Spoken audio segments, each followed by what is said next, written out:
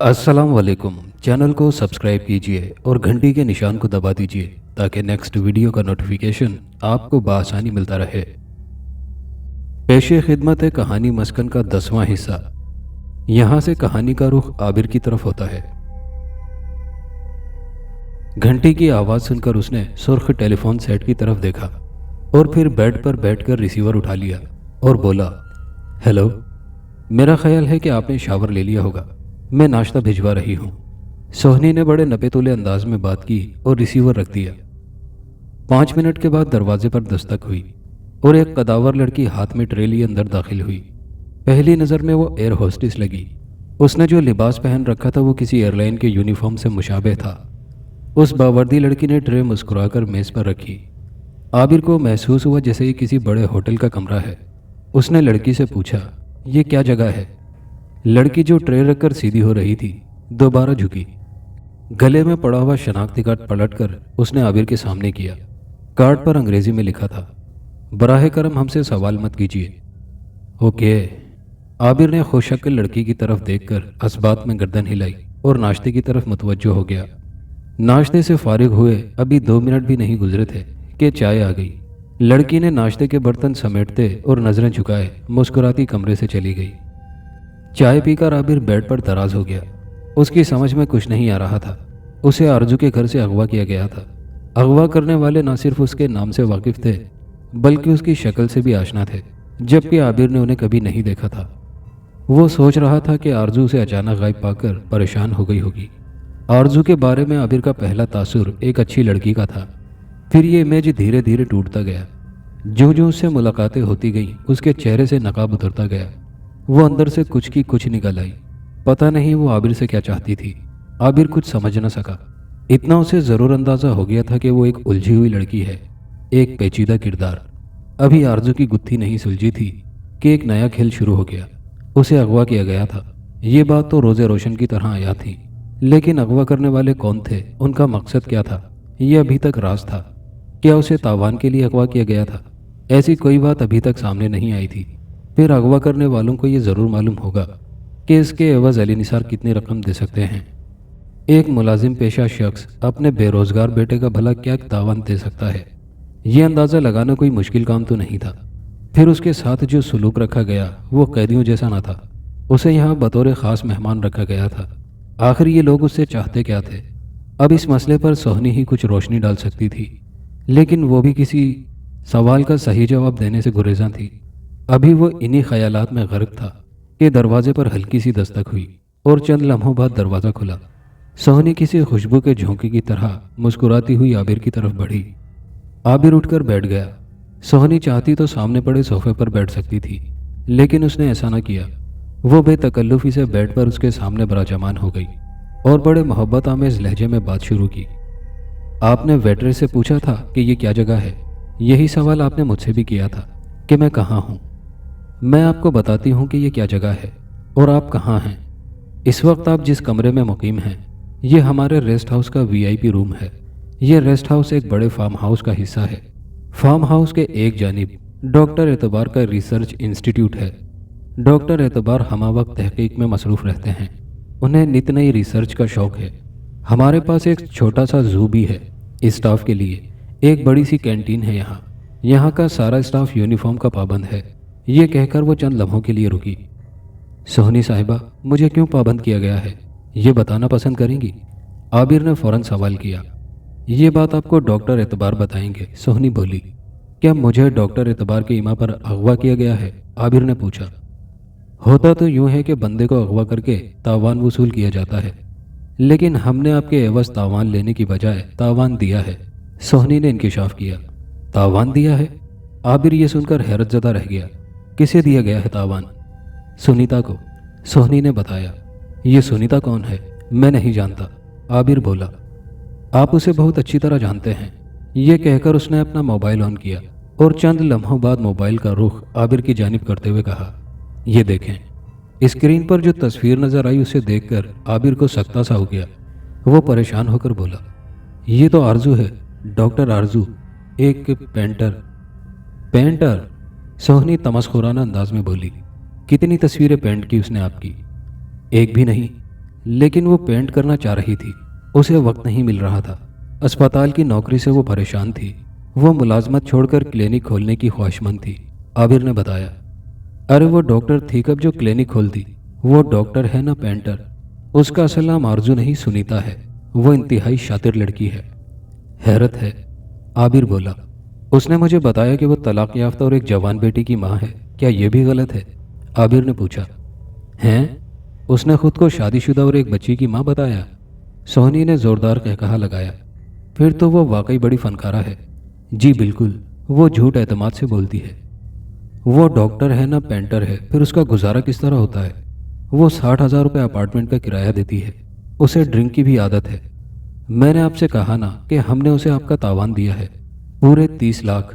सोहनी ने मुस्कुराकर कहा। वो बहुत ऊंचे हाथ मारने की आदी है। वो अपने खूबसूरत होने का पूरा पूरा फ़ायदा उठाती है। उसका आना जाना आला सतह पर है। वो दोनों हाथों से दौलत समेट रही है। उसे अखराजात की क्या परवाह। मैं एक बार उसे ज़रूर मिलने जाऊंगा। उस झूठी को आईना दिखाऊंगा। आबिर के लहजे में गुस्सा था। अब आप उससे कभी नहीं मिल सकेंगे। 1 हफ्ते के अंदर वो अपार्टमेंट छोड़ देगी। मोबाइल की सिम भी तब्दील हो जाएगी। अब आप उसे भूल जाएं। ये दुनिया है। सोहनी ने फलसफा बघारा। जो मुझे ढूंढ रही है। आबिर को अचानक बाबा दुनिया का ख्याल आया। क्या मतलब? सोहनी बोली। मैं समझी नहीं। आप समझ भी नहीं सकती। आबिर मुस्कुराया। एक बात बताइए, जो लोग मुझे अगवा करने आए थे वो मेरे नाम और चेहरे से कैसे वाकिफ थे? बता देती हूँ, बल्कि दिखा देती हूँ। सोहनी ने अपना मोबाइल ऑन करते हुए कहा।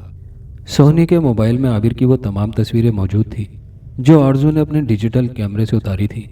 इसके अलावा कुछ वीडियो क्लिप्स भी थे जिनमें आबिर और आरजू को लॉन्ज में बैठे दिखाया गया था।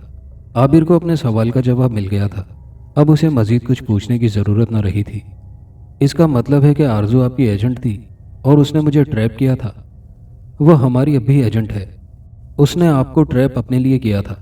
वो आप पर फरिफ्ता हो गई थी, लेकिन आपके रवैये की वजह से वो कोई फ़ायदा न उठा सकी। इस असना में जब हमने आपको ओके कर दिया तो उसने आपके दाम खड़े कर लिए। आबिर साहब, ये दुनिया है, यहाँ जिसको मौका मिलता है दूसरे को बेचकर फ़ायदा उठा लेता है। चले आरजू सुनीता या जो भी उसका नाम था, उसने अपने दाम खड़े कर लिए। लेकिन अब सवाल यह है कि ख़रीदने वालों ने मुझे इतने महंगे दाम क्यों ख़रीदा है? आबिर ने पूछा। आखिर ऐसा क्या है मुझ में? कुछ मुझे भी तो पता चले। आपको डॉक्टर एतबार ने सेलेक्ट किया है। आपके बारे में वही कुछ बता सकेंगे, लेकिन मैं इतना जानती हूँ कि वो हीरा शनास हैं। सोहनी ने बड़े यकीन से कहा। आपको भी शायद उन्होंने ही सेलेक्ट किया होगा। आबिर मुस्कुराया। हाँ, इंतखाब तो मैं उन्हीं का हूँ, लेकिन मैं खुद को हीरा मानने के लिए तैयार नहीं। हीरे को अपने बारे में कब मालूम होता है कि वो हीरा है? हीरे की कदर तो जौहरी ही जानता है। आबिर ने हंसकर कहा। हाँ, ये बात तो आपने ठीक कही। आप डॉक्टर एतबार की कौन हैं?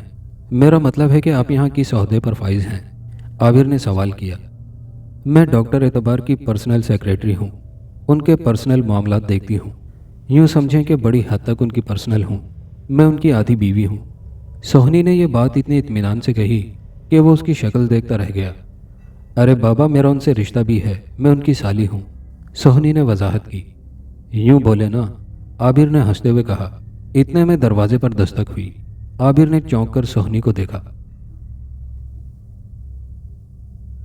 यहाँ से कहानी का रुख अनारा की तरफ होता है। कमरे में चारों तरफ आईने लगे हुए थे, हत्ता कि छत भी आईनों से मुज़य्यन थी। कमरे के दरमियान में खूबसूरत बेड बिछा था। साथ आने वाली औरत ने रोशना को बेड पर बिठा दिया और बोली, तुम यहाँ बैठो, मैं थोड़ी देर में आती हूँ। रोशना की समझ में न आया कि उसे सजा संवार कर इस कमरे में क्यों लाया गया है। वो जिधर भी नज़र घुमाती हर तरफ वही नज़र आती। छत पर लगी लाइट्स की वजह से कमरा रोशन था। वो कुछ देर तक तो तकियों से टेक लगाए आराम से बैठी रही, फिर वो उठ गई। उसने ठहर ठहर कर कमरे के चारों तरफ चक्कर लगाया। आईनों में खुद को देखती रही। रोशना ने खुद को इस अंदाज से कभी ना देखा था। उसके कमरे में एक छोटा सा आईना था जिसमें शक्ल भी अच्छी तरह नजर न आती थी। अब जो उसने सर से पांव तक खुद पर नजर डाली तो उसकी सजदाजोर चमकीले चेहरे ने उस पर सहर सा कर दिया। वो अपने कपड़ों, बालों के स्टाइल और चेहरे के मेकअप को मशहूर कुन अंदाज में देख रही थी। वो हसीन तो थी, लेकिन मेकअप और कपड़ों ने उसके हुस्न में चार चांद लगा दिए थे। कमरे में उस वक्त वो अकेली थी। उसने अपना दुपट्टा बेड पर फेंक दिया और अपने हुस्न के चांदों को घूम घूम कर देखने लगी। वो नहीं जानती थी कि आईनों के पीछे रिवॉल्विंग चेयर पर बैठा एक मुक्तदर शख्स उसको बड़ी दिलचस्पी से देख रहा है। रोशना उसको नहीं देख सकती थी क्योंकि ये आईने एक तरफ से ट्रांसपेरेंट थे। 10-15 मिनट वो रोशना को बड़े इन्हमाक से हर पहलू से देखता रहा।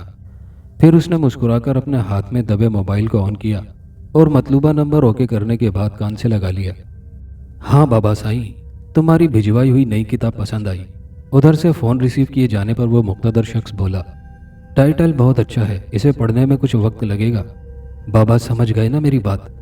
उधर से जी साईं के सिवा कुछ ना कहा गया। उस शख्स ने मोबाइल ऑफ किया और उसे बाएं हाथ में लेकर दाएं हाथ से अपनी मुझ पर हाथ फेरकर एक नज़र रोशना पर डाली और कुर्सी से उठ गया। उस शख्स के खुफिया दरवाजे से बाहर जाने के बाद वो औरत आईने वाले कमरे में दाखिल हुई और रोशना को अपने साथ वापस ले गई।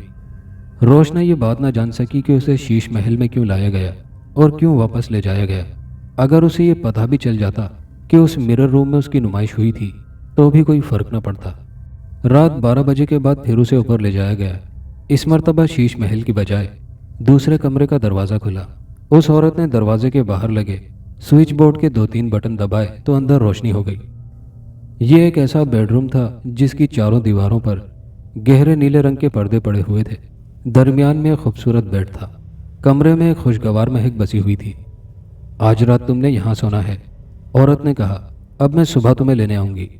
इससे पहले कि रोशना कोई सवाल करती वो औरत कमरे से चली गई और दरवाज़ा बंद करके लॉक कर दिया। रोशना गहरा सांस लेकर बेड पर बैठ गई। उस वक्त वो रेशमी नाइटी में थी और चेहरे पर कोई मेकअप ना था। बाल खुले हुए थे। चंद लम्हों के बाद कमरे की लाइटें बुझा दी गईं। उन रोशनियों के बटन कमरे के बाहर थे, उन्हें अंदर से नहीं जलाया जा सकता था। कमरे में कब्र जैसा अंधेरा था। ये और बात कि उस कब्रनुमा कमरे में एक भारी बेड पड़ा था और खुशबू फैली हुई थी। वो बेड पर लेट गई और न जाने किस वक्त उसकी आंख लग गई। जब आंख खुली तो उसे दम घुटने का एहसास हुआ। यहाँ से कहानी का रुख फिर आबिर की तरफ होता है।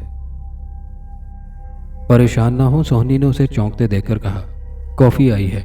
फिर उसने मोबाइल फ़ोन उठाकर यस कहा और मोबाइल बेड पर डाल दिया। चंद लम्हों बाद दराज कद वेट्रेस ट्रे उठाए अंदर आई। उसने सलीके से कॉफ़ी के बर्तन सजाए। सीधे खड़े होकर उसने सोहनी की तरफ सवालिया नज़रों से देखा। तुम जाओ, सोहनी बोली, मैं खुद निकालूंगी। वेट्रेस के जाने के बाद सोहनी बेड से उठी। उसने नफीस मगों में केतली से कॉफ़ी उंडेली और बोली, इधर सोफे पर आएंगे या वहीं लाऊं? अरे आप क्यों मुझे शर्मिंदा कर रही हैं? आबिर बेड से उठते हुए बोला, मैं वहीं आ जाता हूँ। तब सोहनी सोफे पर बैठ गई और उसने कॉफ़ी का मग आबिर के सामने रखा। सोहनी साहिबा, मेरा मोबाइल फ़ोन कहाँ है? आबिर ने पूछा। आप कहीं फ़ोन करना चाहते हैं? सोहनी बोली। जी, मेरे घर वाले सख्त परेशान होंगे, मैं चाहता हूँ उनसे बात कर लूँ। आपको नंबर याद है? सोहनी ने पूछा। जी, आबिर ने कॉफ़ी का घूंट भरते हुए कहा। सोहनी ने बेड पर पड़ा हुआ मोबाइल फ़ोन उठाया और किसी को हुक्म दिया, मोबाइल फ़ोन। चंद मिनट के बाद दरवाजे पर दस्तक हुई और एक दूसरी लड़की हाथ में मोबाइल फ़ोन लिए अंदर आई। उसने मोबाइल सोहनी के हवाले किया और खामोशी से वापस चली गई। आबिर साहब, आप घर वालों से क्या कहेंगे? यही कि मुझे अगवा किया गया है और अगवा करने वाले लोग बड़े प्यारे हैं। तावान लेने की बजाय मेरा तावान दिया गया है और मुझे एक वीआईपी रूम में रखा गया है, आबिर ने हंसते हुए कहा। इसका मतलब है कि हमें रुसवा करके छोड़ेंगे? सोहनी हंसी। फिर क्या कहूँ, वो बोला। आप कहें कि किसी दोस्त के साथ लाहौर आ गए हैं, घूम फिर कर 1-2 दिन में वापस आ जाएंगे। सोहनी ने मशवरा दिया। उन्हें ये बावर करवाना है कि आप जहाँ हैं खैरियत से हैं। चले नंबर बोलें। आबिर ने उसकी बात समझकर नंबर बताया।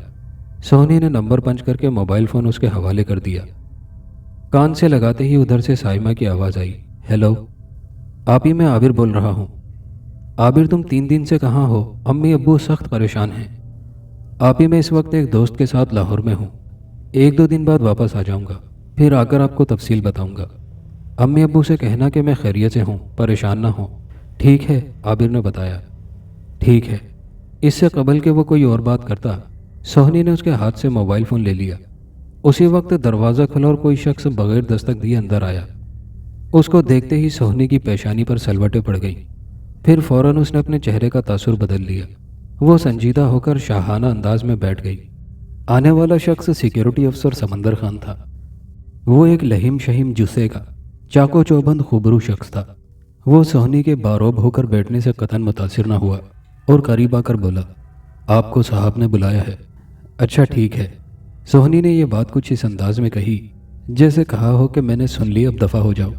समंदर खान फौरन वापसी के लिए मुड़ा और बेतासुर चेहरे के साथ कमरे से बाहर निकल गया। उसके जाने के बाद सोहनी भी खड़ी हो गई। उसने आबिर की तरफ मुस्कुराकर देखा। दोनों मोबाइल फ़ोन्स उठाए और बगैर कुछ कहे कमरे से निकल गई। बाहर निकलकर सोहनी ने अपना मोबाइल फ़ोन ऑन किया और बोली, आप कहाँ हैं? अपने कमरे में। उधर से जवाब आया लेकिन रूखे अंदाज में, ठीक है मैं 2 मिनट में पहुंच रही हूँ, सोहनी ने कहा और तेज़ तेज़ चलने लगी। डॉक्टर एतबार के जवाब से उसे अंदाज़ा हो गया कि कोई गड़बड़ हो गई है। उसे यह बात अच्छी तरह पता थी कि आबिर के कमरे में जदीद तरीन कैमरा नस्ब था। तस्वीर के साथ सरगोशी में की जाने वाली गुफ्तगू भी साफ और वाज़ेह अंदाज में रिकॉर्ड की जा सकती थी। सोहनी ने आबिर से की गई गुफ्तगू को अपने जहन में रिवाइंड करके देखा और सुना। तब उसे एहसास हुआ कि कई जगह उससे गैर मोहतात गुफ्तगू हो चुकी है, लेकिन वो ऐसी न थी कि उसे फौरी तौर पर तलब किया जाता। डॉक्टर एतबार रात को क्योंकि देर से सोता था, लिहाजा वो 10 बजे के बाद ही ऑफिस आता था और अभी 12 बजे थे। वो सोचने लगी कि क्या समंदर खान ने कोई हाथ दिखा दिया है। यह भी हो सकता है कि जिस तरह वो सोच रही है इस तरह की कोई बात ना हो, कोई और ही अर्जेंट मामला हो। दरवाजे पर खड़े गार्ड ने उसे देखते ही दरवाज़ा खोल दिया। वो चेहरे पर मुस्कुराहट बिखेर कर डॉक्टर एतबार के शानदार कमरे में दाखिल हुई। डॉक्टर एतबार दाएं जानिब अपनी आरामदेह कुर्सी पर पीछे की तरफ झुका नीम दराज था। वो बगैर कुछ कहे सोहनी को अपनी जहांदीदा नज़रों से देखता रहा, यहाँ तक कि सोहनी उसके सामने कुर्सी पर बराजमान हो गई। डॉक्टर एतबार 40-45 साल का वजीह शख्स था। उसके चेहरे पर मासूमियत थी जो उसके चेहरे की नुमायां खूबी थी। वो एक फुर्तीला शख्स था। उसके बाएं जानिब कई टेलीफोन रखे थे। मेज़ पर 3 मोबाइल फ़ोन करीने से सजे थे। सर आपने बुलाया? सोहनी ने मौदबाना अंदाज में कहा। सोहनी इफ्तिखार, आपको क्या हो गया है? डॉक्टर एतबार का लहजा उखड़ा हुआ था। कोई गलती हो गई सर? सोहनी फिक्रमंद हुई। मैंने अभी रूम 2 को स्क्रीन पर देखा। ये आपने क्या किया? उस लड़के के घर वालों से क्यों बात करा दी? डॉक्टर एतबार ने उस पर फर्द जुर्म आयद की। सर मैंने नई सिम से बात करवाई है और वो सिम मोबाइल से निकाल दी है, सोहनी ने वजाहत की। जानता हूँ। डॉक्टर एतबार ने उसे देखा। लेकिन बात क्यों कराई? सर वो बहुत परेशान था। आपने उसका ख्याल रखने को कहा था। यह मुश्किल से 1 मिनट की गुफ्तगू थी और उसने वो कहा जो मैंने उसे बताया। सोहनी ने मजीद वजाहत की। आपको मुझसे इजाज़त लेना चाहिए थी। आप नहीं जानती कि हमारे हाथ से तुरुप का एक पत्ता निकल गया। डॉक्टर एतबार ने सरजनिश के अंदाज में कहा। सर जाने इस लड़के में ऐसा क्या है कि मेहरबान होने को जी चाहता है? सोहनी निडर अंदाज में बोली। मेहरबान या फरीफ्ता? डॉक्टर एतबार ने उसे तेज निगाहों से देखा। पता नहीं, सोहनी ने एक गहरा सांस लेकर कहा। लेकिन मुझे सब पता चल गया है। डॉक्टर एतबार ने अपने लहजे को मायने खेज बनाया। मैंने उस पर 30 लाख रुपए इन्वेस्ट किए हैं। जब तक 30 लाख डॉलर ना बना लूं, मुझे चैन नहीं आएगा। मैं आपसे उसकी फाइल वापस ले रहा हूं। सर ऐसा मत कीजिए, मेरे अलावा उसे कोई डील ना कर सकेगा, सोहनी यकीन से बोली। अच्छा चलो ठीक है। डॉक्टर एतबार को अचानक कुछ याद आया, इसलिए फ़ौरन उसने अपना मूड बदला। लेकिन आइंदा ऐसी गलती ना हो। नहीं होगी, सोहनी ने बगैर किसी नदामत के कहा। आज वो लड़कियों के इंटरव्यू होने वाले थे, उनका क्या हुआ? डॉक्टर एतबार ने मुस्कुराते हुए कहा। इंटरव्यू 4 बजे रखा है। आपके लिए 15 लड़कियां मुंतखब की हैं। सोहनी ने मुस्कुराती नज़रों से उसे देखा। उन्हें मेरे कमरे में भेजने से पहले अच्छी तरह समझा तो दोगी ना? डॉक्टर एतबार हंसा। जी जीजा जी, बहुत अच्छी तरह। सोहनी ने उसकी तरफ ख़ास अंदाज से देखकर कहा। लैब असिस्टेंट की 2 आसामियाँ खाली थीं। बीएससी लड़कियां मांगी गई थीं। 50 लड़कियों ने दरख्वास्त भिजवाई थी, जिनमें से सोहनी ने तस्वीरें देखकर 15 लड़कियां कॉल की थीं। इस वक्त लड़कियां बड़े कमरे में मौजूद थीं और सोहनी एक एक करके लड़कियों को अच्छी तरह समझाकर भेजती जा रही थी। वो उन्हें समझा रही थी। देखिए, इंटरव्यू करने के बाद अगर सर ने आपको सेलेक्ट कर लिया तो वो आपका हाथ पकड़ कर देखेंगे। सर बहुत अच्छे पामिस्ट हैं। वो हाथ देखकर ये अंदाज़ा लगाएंगे कि आपको किस ब्रांच में भेजा जाए। ठीक है? अब घर से मुलाजमत के लिए आने वाली मजबूर लड़की ठीक है के जवाब में जी अच्छा ना कहती तो क्या कहती। ये डॉक्टर एतबार अजीब फितरत का आदमी था। اس کا نام اعتبار تھا لیکن انتہائی ناقابل اعتبار تھا۔ وہ بس پیسے کا دیوانہ تھا، زر پرست تھا، منٹوں میں بندے کو شیشے میں اتارنے والا، کسی کو بیٹا، کسی کو بہن اور کسی کو باپ بنانے والا۔ وہ انسان کو خریدنا جانتا تھا اور کسی کو سستے داموں نہیں خریدتا تھا۔ اگر بندہ 5 لاکھ کا ہے تو وہ 25 لاکھ ادا کرتا۔ اگر کوئی 200 گز کے مکان پر راضی ہو سکتا تھا تو وہ اسے 1000 گز کا بنگلہ عطا کرتا۔ اگر کوئی بکنے کو راضی نہ ہوتا تو اس کے گرد ایسا جال بنتا کہ وہ شخص نکلنے کے لیے گھٹنے ٹیکنے پر مجبور ہو جاتا۔ اس کے نزدیک ہر شخص کی کوئی نہ کوئی قیمت تھی اور وہ اس کی قیمت سے 5 گنا زیادہ دینے کا عادی تھا۔ وہ اسے اپنی انویسٹمنٹ سمجھتا تھا، 1 پر 5 دے کر 10 کمانے کا عادی تھا۔ ایک زمانے میں اسے سائیکل بھی میسر نہ تھی، اب اس کے پاس ذاتی ہیلی کاپٹر اور پلین موجود تھا۔ وہ خود کیونکہ زر پرست تھا لہٰذا اس کی زر والوں سے دوستی تھی۔ سیاستدانوں کو وہ مٹھی میں رکھتا تھا۔ پرنٹ اور الیکٹرانک میڈیا کے بڑے اس کے زر خرید تھے۔ بنیادی طور پر وہ ایک سائنسدان تھا۔ اس نے انسانی دماغ پر خاصا کام کیا تھا۔ یہ کام اس نے انسانی بہبود کے لیے نہیں بلکہ انسان کو نقصان پہنچانے کے لیے کیا تھا۔ اس کی اس منفی ریسرچ کے لیے ایک بڑا ملک اس پر ہمہ وقت ڈالر کی بارش کرنے کے لیے تیار رہتا تھا۔ ڈاکٹر اعتبار نے پورے ملک میں لیبز قائم کر رکھی تھی، کئی اسپتال کھول رکھے تھے۔ لاہور کے نواح میں ایک بڑے فارم ہاؤس پر اپنی خفیہ سرگرمیاں جاری رکھی ہوئی تھی۔ منفی تحقیق کے علاوہ زر والوں کے لیے ایک گوشہ عیش مختص کر رکھا تھا۔ یہاں وہ لوگ آتے، پرسکون وقت گزارتے اور چلے جاتے، کسی کو کانوں کان خبر نہ ہوتی۔ ڈاکٹر اعتبار نے آرزو کے گھر کی ویڈیو کلپس دیکھ کر عابر کو اپنے کام کے لیے منتخب کر لیا تھا۔ ڈاکٹر اعتبار نے یادوں کے حوالے سے خاصا کام کیا تھا۔ اسے معلوم تھا کہ انسان جب چاہے اپنی یادوں کو ریوائنڈ کر کے دیکھ سکتا ہے۔ وہ ایک ایسی چیز ایجاد کرنا چاہتا تھا جس کے ذریعے انسانی ذہن میں محفوظ یادوں کو ریکارڈ کر سکے اور ان مجرمانہ یادوں کے ذریعے سے بلیک میل کر کے اپنا کام نکالا جا سکے۔ ڈاکٹر اعتبار کے اس پروجیکٹ میں ایک طاقتور ملک ضرورت سے زیادہ دلچسپی رکھتا تھا۔ اگر ڈاکٹر اعتبار کسی طرح ان مجرمانہ یادوں کی مائکرو فلم بنانے میں کامیاب ہو جاتا تو وہ اس ٹیکنالوجی کے منہ مانگے دام وصول کر سکتا تھا۔ گزرے وقت کی مائکرو فلم بنا کر کسی بھی شریف انسان کی غلطیوں کے ذریعے اسے بے دام غلام بنایا جا سکتا تھا۔ ڈاکٹر اعتبار کا یہ تجربہ ابھی ابتدائی سٹیج میں تھا۔ وہ پر امید تھا کہ بہت جلد اپنے تجربے میں کامیاب ہو جائے گا۔ اس تجربے کے لیے انسانوں کی ضرورت تھی اور ڈاکٹر اعتبار کئی انسانوں کو اس تجربے کی بھینٹ چڑھا چکا تھا۔ کئی نوجوان اپنی یادداشت کھو چکے تھے اور اب عابر کی باری تھی۔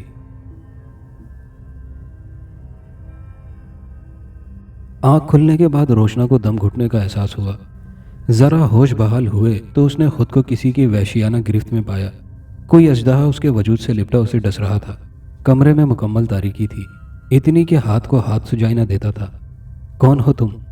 روشنا نے مزاحمت کرنا چاہی، لیکن سوال یہ تھا کہ اگر اسے اپنی پہچان کرانا ہوتی تو اس کے مقدر کی طرح اس کمرے کو تاریک کرنے کی کیا ضرورت تھی؟ وہ کالا چور تھا اور کالے چور نہ کبھی ہاتھ آتے ہیں اور نہ ان کی کوئی شناخت کر سکتا ہے۔ سماج میں ان کی حیثیت بڑی مقتدر ہوتی ہے۔ بس پھر یہ اندھیرا کمرہ روشنا کا مقدر بن گیا۔ کتنے دن گزرے، کتنے ماہ بیتے، روشنا کو اندازہ نہ ہو سکا۔ اس کا ذہن ہر وقت معاف رہتا۔ وہ بے حسی ہو گئی تھی۔ شاید اسے نشہ آور انجیکشن دیے جا رہے تھے۔ اسے سوال کرنے کی عادت تھی، لیکن اب وہ سوال کرنا بھول گئی تھی۔ اس مقتدر شخص کی اس خفیہ رہائش گاہ میں جو لوگ موجود تھے وہ سب روبوٹ تھے۔ کسی کو کسی سے غرض نہ تھی، دلچسپی نہ تھی، یا پھر ایک دوسرے سے خوفزدہ تھے۔ روشنا ان کی شکل دیکھتی رہتی تھی۔ وہاں ایک عورت تھی، رقیہ نامی۔ اس کا روشنا سے زیادہ واسطہ رہتا تھا۔ کھانا پینا، پہننا اوڑھنا اور اس تاریک کمرے تک پہنچانا سب کام رقیہ ہی کرتی تھی۔ لیکن کیا مجال کہ وہ اس کام کے علاوہ کوئی اور بات کرتی ہو۔ روشنا چاہتی تھی کہ کوئی اس کی زخمی روح کی فریاد سنے، وہ کسی کے سامنے چیخ چیخ کر روئے، اپنا دکھ بیان کرے، لیکن رقیہ اس کے دکھ سننا تو دور کی بات، اس سے بات تک نہ کرتی تھی۔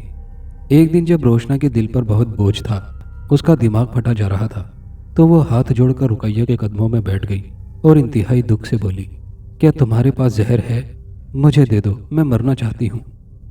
ایسی بات کر جو سمجھ میں آئے۔ رقیہ نے 2 قدم پیچھے ہٹتے ہوئے بیزاری سے کہا، تم کیا نہیں جانتی؟ زہر کا مطلب نہیں سمجھتی؟ روشنا نے سوال کیا۔ تجھے یہاں کیا پریشانی ہے؟ اس گھر کی رانی ہے تو؟ رقیہ بولی۔ میں رانی نہیں بننا چاہتی، مجھے ملازمہ بنوا دو، اپنے ساتھ کام پر لگا لو، خدا کے واسطے اس دوزخ بھری زندگی سے نجات دلا دو۔ روشنا فریاد کرنے لگی، رقیہ باجی، ایسی ایک لاکھ زندگی سے موت بھلی، تم مجھے زہر لا دو۔ رقیہ نے بیٹھی ہوئی روشنا کو اٹھایا اور اس کے منہ پر زوردار تھپڑ مار کر بولی، آئندہ مجھے باجی نہ کہنا۔ تھپڑ پڑتے ہی روشنا کو اپنی اوقات یاد آ گئی۔ وہ ایک ایسی رانی تھی جسے ایک ملازمہ بہن ماننے کو تیار نہ تھی، وہ اسے باجی نہیں کہہ سکتی تھی۔ رقیہ اسے تھپڑ مار کر آرام سے کمرے سے چلی گئی۔ جب دروازہ بند ہو گیا تو وہ بیڈ پر کسی شہتیر کی طرح گری اور پھوٹ پھوٹ کر رونے لگی۔ جو زندگی گزر رہی تھی اس میں اس کی مرضی کا کوئی دخل نہ تھا، لیکن اس زندگی سے اسے گھن آ رہی تھی۔ اسے اپنا وجود سڑی ہوئی لاش لگتا تھا، اس کے ضمیر سے تعفن اٹھتا تھا۔ اب وہ مر جانا چاہتی تھی۔ رقیہ نے تھپڑ مار کر اس کے دکھ کو مزید گہرا کر دیا تھا۔ وہ چاہتی تو کالے چور سے کہہ کر اسے تھپڑ کا مزہ چکھا دیتی، لیکن اسے وہ سچی لگی۔ وہ کسی رکھیل کی آخر باجی کیوں بنتی؟ اس تلخ زندگی کا زہر اس پر چڑھتا ہی جا رہا تھا۔ اسے اپنے ماں باپ یاد آئے، اپنا گھر، عزیز رشتہ دار، سہیلیاں، بچپن، سب اس کی نگاہوں میں گھوم گیا۔ وہ روتی رہی اور گزرے وقت کو یاد کرتی رہی۔ وہ اپنی زندگی ختم کرنے کا فیصلہ کر چکی تھی۔ اسے کہیں سے زہر نہ ملے گا۔ اسے اچھی طرح اندازہ ہو گیا تھا، اسے ہر وقت قید رکھا جاتا تھا۔ اس وقت بھی رقیہ اس کی روح پر تھپڑ مار کر اسے کمرے میں بند کر گئی تھی۔ اسے معلوم تھا کہ وہ 2-3 گھنٹے سے پہلے کمرے کا تالا نہ کھولے گی، لہٰذا جو کچھ کرنا تھا انہی اوقات میں کرنا تھا۔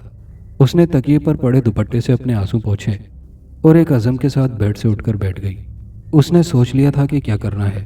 وہ بیڈ سے اٹھی۔ اس کمرے میں ایک الماری موجود تھی جس میں اس کے کپڑے رکھے تھے۔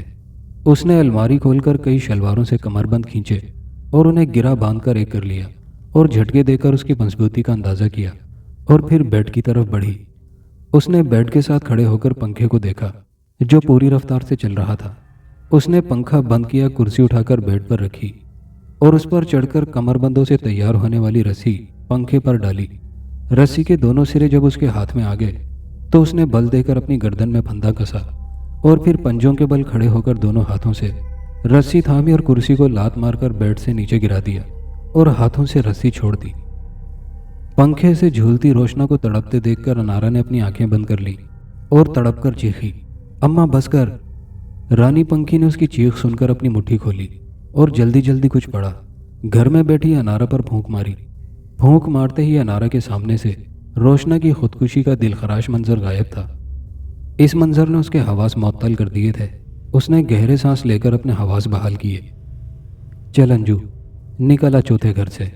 رانی پنکھی نے چاندی کا بھاری تعویذ اپنے گلے میں ڈالا اور 7ویں گھر سے نکل آئی۔ وہ حسب معمول تھکن کی وجہ سے چارپائی پر جا لیٹی۔ انارا چارپائی پر بیٹھ کر رانی پنکھی کی ٹانگیں دبانے میں لگی۔ رانی پنکھی نے اپنی آنکھوں پر ایک ہاتھ رکھ لیا اور بولی، انجو، دیکھ لیا تو نے اپنا چوتھا گھر؟ ہاں اماں، دیکھ لیا، انارا نے ٹھنڈی سانس لے کر کہا۔ پھر وہی المناک انجام۔ اماں، کیا بنانے والے نے ہمیں آنسوؤں سے بنایا ہے؟ ہاں انجو، یوں ہی سمجھ لے، رانی پنکھی بولی۔ اماں، یہ بتا وہ اندھیرے میں منہ چھپا کر آنے والا شخص کون تھا؟ انارا نے پوچھا۔ وہ کالا چور تھا، اور کالے چور کا کوئی نام نہیں ہوتا، رانی پنکھی نے حقیقت بیان کی۔ ہاں ماں، تو ٹھیک کہتی ہے، انارا بولی۔ انجو، میں چاہتی ہوں کہ تیرے بقیہ گھر جلدی جلدی تجھے دکھا دوں۔ مجھے اب بگا کی طرف سے خطرہ لاحق ہو گیا ہے، وہ جانے کب کیا کر بیٹھے۔ یہ تیرے گھروں کا چکر جتنی جلدی ہو سکے پورا ہو جائے۔ اگرچہ مجھے گھر دکھانے میں خاصی تھکن ہو جاتی ہے، لیکن اب یہ کام جلد کرنا ہوگا۔ اب میں تجھے کل رات ہی 5واں گھر دکھاؤں گی، تیار رہنا۔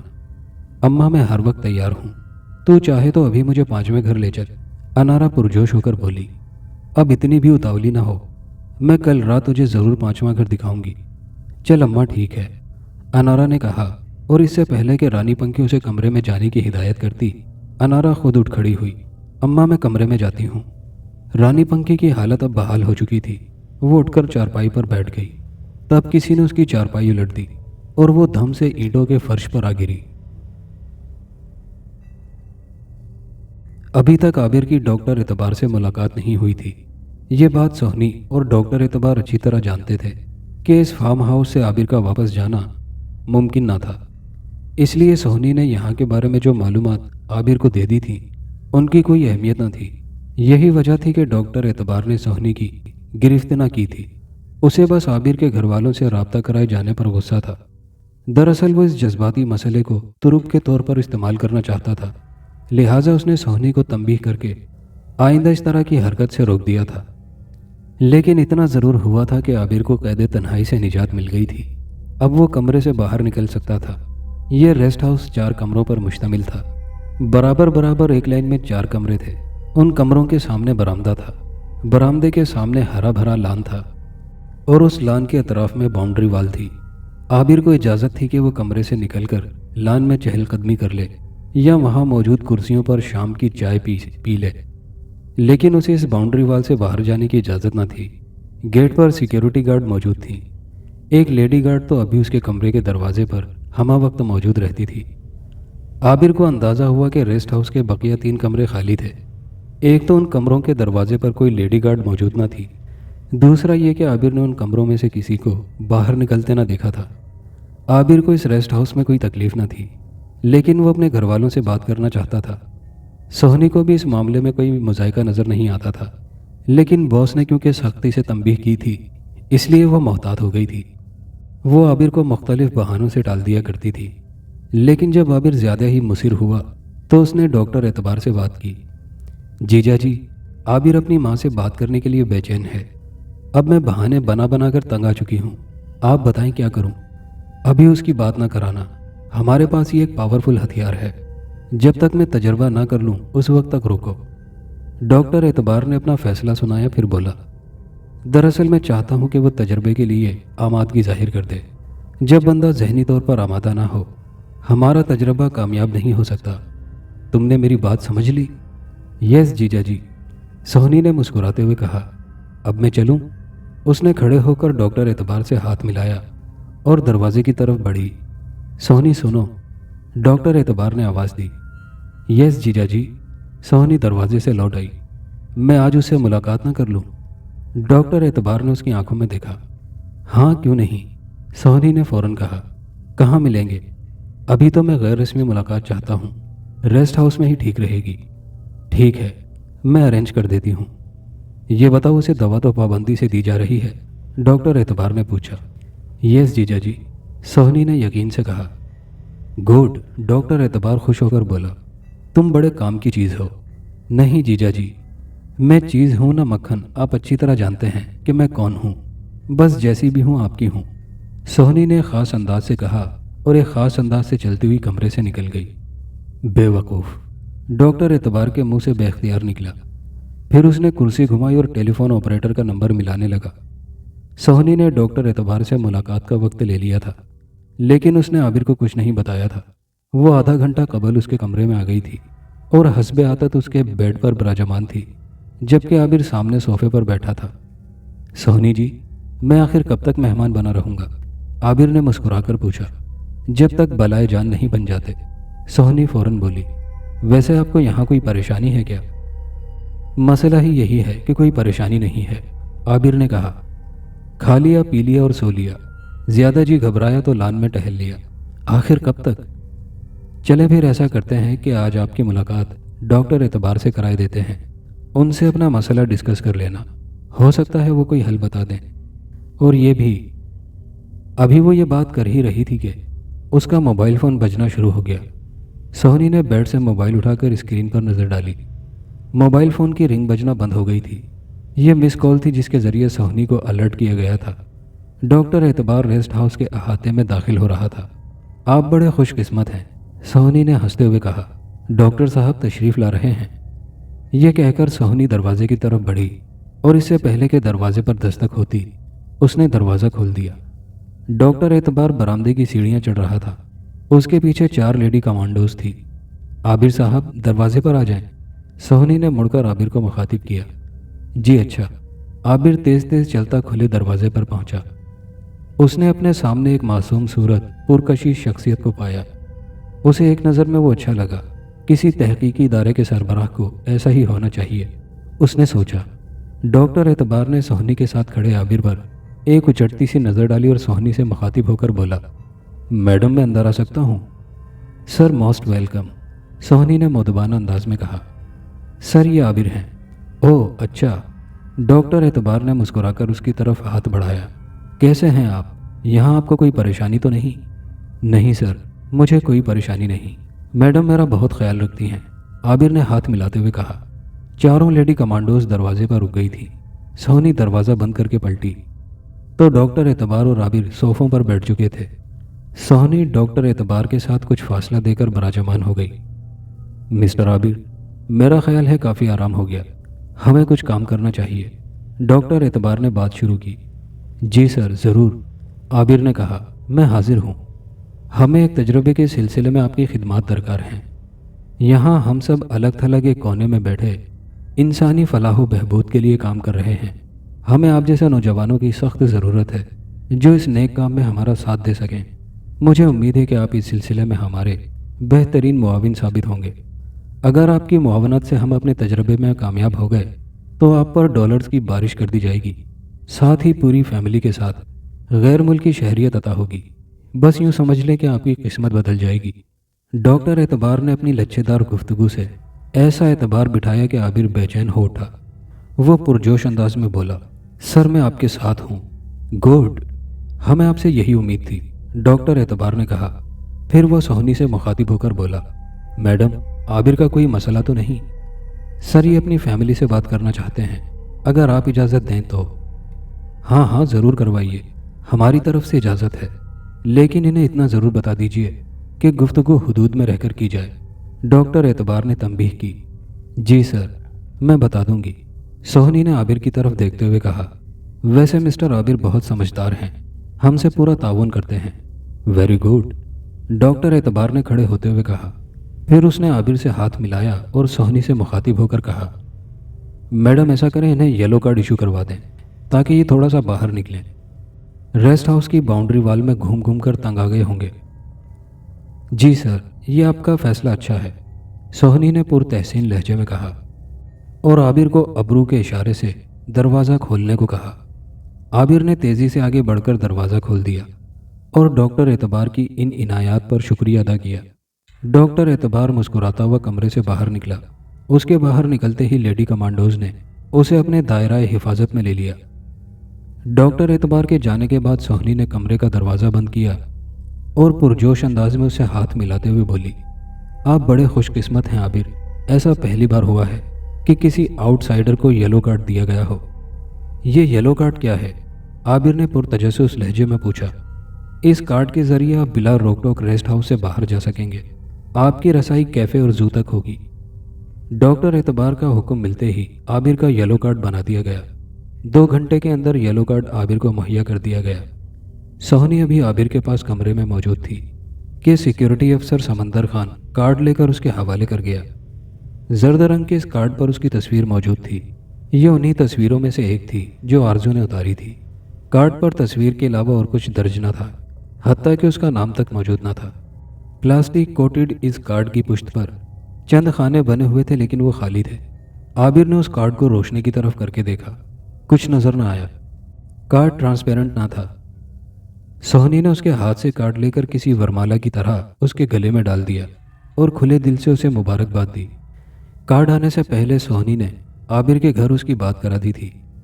कॉल करने से पहले सोहनी ने हिदायत की थी कि वो बेशक जो चाहे बात करे, लेकिन असल हकाइक के बारे में एक लफ्ज़ ना बोले। उसने नाज़नीन से यही कहा कि वो किसी दोस्त के साथ है और उसे जल्द ही कोई अच्छी नौकरी मिलने वाली है। वो लोग उसकी तरफ से बिल्कुल फ़िक्रमंद ना हों, इंशाअल्लाह अच्छी खबर सुनने को मिलेगी। मज़ीद ये कि वो आइंदा खुद ही रब्ता करेगा और जल्द करेगा। कार्ड मिलने के बाद सोहनी उसे लेकर बाहर निकली। रेस्ट हाउस के गेट से निकलते ही आबिर को चौड़ी पुख्ता सड़कें नजर आईं। रास्ते दरख्तों से घिरे हुए थे। ये एक सरसब्ज खूबसूरत इलाका था। कुछ दूर चलने के बाद जू का गेट नजर आ गया। जू की सैर करने के बाद वो दोनों बाहर आए। अगरचे जू ज़्यादा बड़ा न था, लेकिन नित नए जानवरों से भरा पड़ा था। फिर ये कि जू को इस कदर खूबसूरत अंदाज में डिज़ाइन किया गया था कि आदमी को वहाँ की सैर भाती थी। जू से निकलकर दोनों घूमते कैफ़े के सामने जा निकले। सोहनी ने उसे कॉफ़ी की पेशकश की, जो आबिर ने बखुशी कबूल कर ली। ये कैफ़े स्टाफ के लोगों के लिए था। वैसे भी यहाँ किसी बाहर के बंदे का गुजरना था। कैफ़े के अंदर ज़्यादा रश न था। जो लड़के लड़कियाँ औरतें और मर्द मौजूद थे सब यूनिफॉर्म में थे। وہ دونوں ایک میز منتخب کر کے بیٹھ گئے۔ سہنی نے اسے ایسی جگہ بٹھایا تھا کہ وہ بآسانی باہر کا نظارہ کر سکتا تھا۔ کافی پیتے ہوئے عابر کی نظر باہر کی بجائے کیفے کے اندرونی منظر کی طرف تھی۔ وہ دیکھ رہا تھا کہ سامنے تھوڑے سے فاصلے پر شیشے کا دروازہ تھا۔ اس دروازے کے سامنے جا کر کوئی شخص کھڑا ہوتا تو وہ خود بخود کھل جاتا اور اندر جانے والا شخص بائیں جانب مڑ کر غائب ہو جاتا۔ اس نے کئی لوگوں کو اس طرح اندر جاتے ہوئے دیکھا۔ اگلے دن اس نے دوپہر کا کھانا حسب معمول اپنے کمرے میں کھایا اور پھر اس کا جی چاہا کہ وہ کیفے میں کافی پیے۔ اس نے گلے میں یلو کارڈ ڈالا اور ریسٹ ہاؤس سے باہر نکل آیا۔ وہ درختوں کی چھاؤں میں چہل قدمی کر کے کیفے جا پہنچا۔ اگرچہ کیفے کے گیٹ پر سیکیورٹی گارڈز موجود تھیں، لیکن انہوں نے اس کے گلے میں جھولتا یلو کارڈ دیکھ کر اسے روکنے ٹوکنے کی کوشش نہ کی۔ عابر ایک احساس فخر کے ساتھ اندر داخل ہوا۔ کل وہ سہنی کے ساتھ جس گوشے میں بیٹھا تھا وہ آج بھی خالی تھا۔ عابر وہاں ایک میز کے سامنے بیٹھ گیا۔ کیفے کی تزئین و آرائش اور اس کے فرنیچر سے حسن جھلکتا تھا۔ عابر نے اب تک یہاں کی جتنی چیزیں دیکھی تھیں ان سے جدید طرز اور خوبصورتی کا احساس اجاگر ہوتا تھا۔ کافی بہت اچھی تھی۔ کافی سرو کرنے والی ویٹریس بھی بری نہ تھی۔ کافی پیتے ہوئے آج عابر کی نظر اس دروازے پر تھی جس سے اکا دکا لوگ اندر جا رہے تھے، لیکن واپس کوئی نہیں آ رہا تھا۔ عابر نے سوچا کہ وہ ذرا اندر جا کر دیکھے کہ وہاں کیا ہے۔ کافی پینے کے بعد تجسس کے مارے عابر نے شیشے کے دروازے کی طرف رخ کیا۔ اس دروازے پر کوئی محافظ موجود نہ تھا۔ جب وہ شیشے کے دروازے کے نزدیک پہنچا تو بائیں جانب سے ایک راستہ نظر آیا۔ بقیہ دو اطراف دیواریں تھیں۔ عابر دروازے کے سامنے جا کھڑا ہوا اور دروازہ کھلنے کا انتظار کرنے لگا، لیکن دروازہ نہ کھلا۔ البتہ پیچھے سے نسوانی لیکن سخت آواز آئی، آپ کون ہیں؟ عابر نے پیچھے مڑ کر دیکھا تو 3 لیڈی کمانڈوز اس کی طرف ہتھیار اٹھائے ہوئے تھیں۔ 2 لیڈی کمانڈوز نے بہت تیزی سے اسے اپنی تحویل میں لیا، جبکہ تیسری کے دروازے کے سامنے کھڑے ہوتے ہی دروازہ کھل گیا۔ چلیں اندر، ان میں سے ایک نے تحکمانہ لہجے میں کہا۔ عابر ان کے جدید ہتھیاروں کی زد پر تھا۔ اس کے سوا کوئی چارہ نہ تھا کہ وہ ان کے حکم کی تعمیل کرتا۔ رانی پنکھی کے فرش پر گرتے ہی چارپائی اس کے سر پر آ رہی۔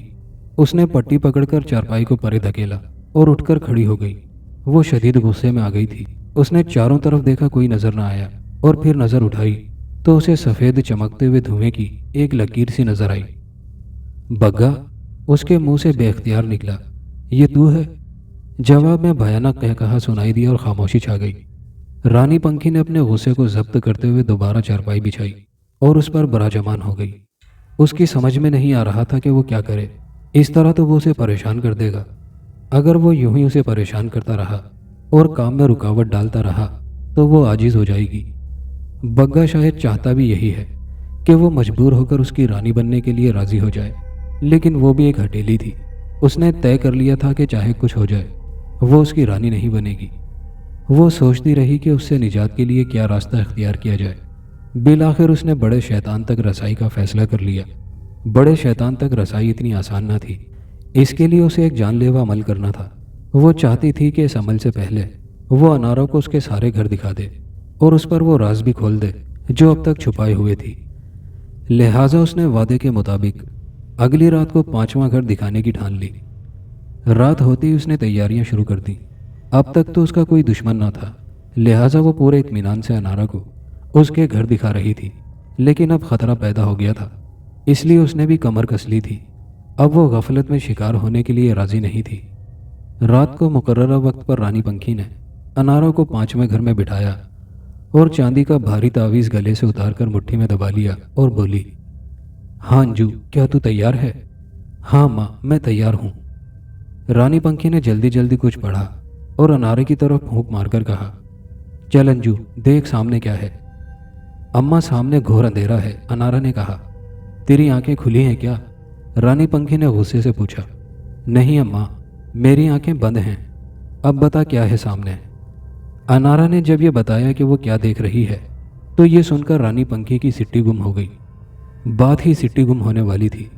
انارا نے کہا تھا، اماں مجھے چمکیلے دھوئیں کا ایک ہیولا سا نظر آ رہا ہے۔ رانی پنکھی نے یہ سن کر فوراً ہدایت کی، انجو اپنی آنکھیں کھول دے۔ انارا نے آنکھیں کھولنے میں ایک لمحہ بھی ضائع نہ کیا۔ وہ آنکھیں کھول کر بولی، اماں میں نے آنکھیں کھول دی۔ اب تجھے کیا نظر آ رہا ہے؟ रानी पंखी ने फिक्रमंदी से कहा। अम्मा अब तू नजर आ रही है, धुंधली सी। अनारा ने सामने बैठी रानी पंखी को बगौर देखते हुए कहा। अम्मा ये क्या था जो मैंने देखा था? ये बग्गा था। रानी पंखी ने उलझे हुए लहजे में कहा। अम्मा ये चाहता क्या है? परेशान करना चाहता है। रानी पंखी बरहम होकर बोली। मेरे काम में रुकावट डालकर मुझे आजिज करना चाहता है, लेकिन शायद वो ये नहीं जानता कि मैं हार मानने वाली नहीं। वो इस तरह ओछे हथकंडों से मुझे जीत नहीं सकता। दोस्तों, ये कहानी अभी जारी है। कहानी का बकिया हिस्सा नेक्स्ट वीडियो में मुलाहिजा कीजिएगा। और अगर आपने अभी तक हमारे चैनल को सब्सक्राइब नहीं किया तो चैनल को सब्सक्राइब करके वीडियो को लाइक शेयर करना मत भूलिएगा। शुक्रिया।